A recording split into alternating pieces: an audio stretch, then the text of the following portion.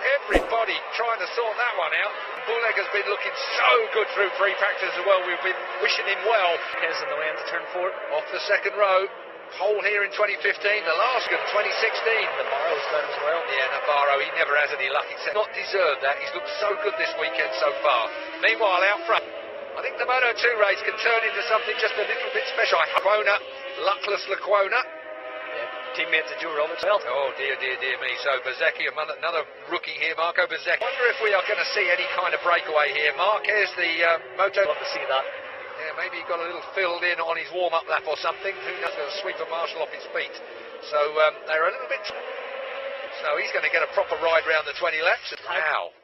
Tagged the back of, I think it was possibly Jim. Up in the end, but out front, Lorenzo Baldassarri, the 22-year-old, second, third place qualifier, front row.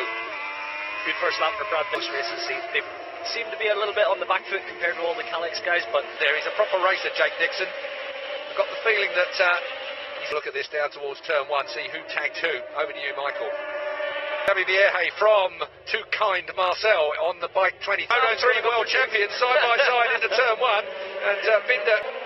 45 bike, we'll watch for him. Remy Gardner on the 87. Sam had no choice but to stick it on and through there, so he passed the 3 of them, but then break. I somehow doubt it the way these things have looked during the course of free practice, but you had the precise line, and that was pretty much the one you had to use. With these things, just loses the front. Trail braking, a little bit greedy perhaps on the brake. Chatter, and it just went at exactly that point where he said he cannot go in with the front brake on. Meanwhile, Binder versus Lowe's, 41 versus... To kind of bridge the gap as possibly... going good as we look at Alex Marquez. Losail International. So, going to be interesting with into the Australia Galicia team. This guy here, Alex Marquez, he's expected him to be the favourite last season, didn't quite deliver, led the race here. He just has been a little bit under the radar. Not shouting for the 68th Grand Prix, the number 12, Tom Luthi qualified on the 3rd. To good use here with a new motorcycle. It's changing every lap they do. It wasn't a good experience for him. It will have knocked a little bit of confidence out of him, but in their sales. Well, the man leading, I remember when he dislocated both shoulders here at this, and that is number 7. The man that's leading at the moment, Lorenzo Baldassarri. Compared to the rest, the speed up's actually been quite impressive. It's kept the carbon coming up. Dorna have been working all winter on new graphics, and that will give us a gap, that flashing line, as they're coming to 3/4 distance in sector 4. Kevin and Xavi Vierge behind him, but here comes Schrotter, the pole man, looking for a slip speaker with more horsepower up towards MotoGP. It seems the way for a rider. If you look at him, he's all elbows, all legs, so that extra kind of bulk and less.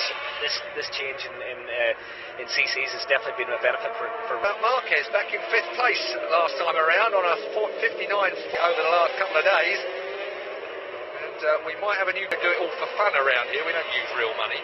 We're all too tight there. Back on the throttle cable. Casey Stoner, one of the reasons why I think he left the sport that went with it, but that's another story and another argument for another day. Run a 59.3 last time round. There was only 2 men that was in. This is the moment earlier on when he went through, ran it wide. 32 years and on his own, wasn't he? Oh, God, Brad Binder. So Binder goes down into 10th place. Rear grip in the cooler conditions was his main gripe over the chap. Tom Luthi, the old warhorse, the most experienced man in Moto, 3-0 from Luthi. That was 0.6 of a second quicker than your race lead. 4 points in the intermediate class for him. Good battle going on here for 9th and 10th between Marini, featured quite regularly in the latter stages of 2018, fighting away at that. Remy Gardner is still on his shoulder as well. Xavi Vierge. Cool, that was tight there, coming through. Hard moves in each other, haven't they? Vierge and Sam Lowe's. This time it was Sam Lowe's. They're getting them look a lot closer in the camera shot there overhead. Here is the attack referencing earlier on in Jerez last year. Exactly where Marcel Schrotter is. So the gap now is down to just flying takes. Got it a little bit hot though. 1:58.7. Huge trouble. He's into the 2-minute laps here. Further down, struggling. Luca Marini. This is the battle for 4th place. Luthi briefly was in 4th place after that. All the hard work to do again now, having running a little bit hot into the first corner. And there are a few experienced faces up ahead of him. Here's together in Moto2. Of course, Luthi taking the 1-year race. In 5th there, Tom Luthi, number 12. Race winner here a couple of years of about 1.4 seconds back to the Cito Ponds. A little bit wide though, Luthi on the cutback into the pitching here with Marquez, because what's happening is he's losing contact, which he was in hot, he was in really hot, he was desperate not to Alex Marquez getting back through. 0.75, fastest lap of the race. Number 7, Lorenzo Baldassarri, 59.34. Check out in the next couple of laps. Here he is, club on him.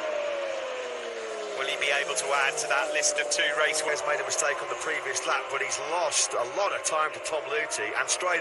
And unbelievably, the fastest rider on that last lap was Sam Lowe's with a 3.9 seconds adrift, but he's 0.3 of a Lorenzo Baldassarri. Here is the moment where Marquez made the Luthi is taking huge chunks out of the Aussie ahead of him right now. He came under the line, he was sitting through to the podium.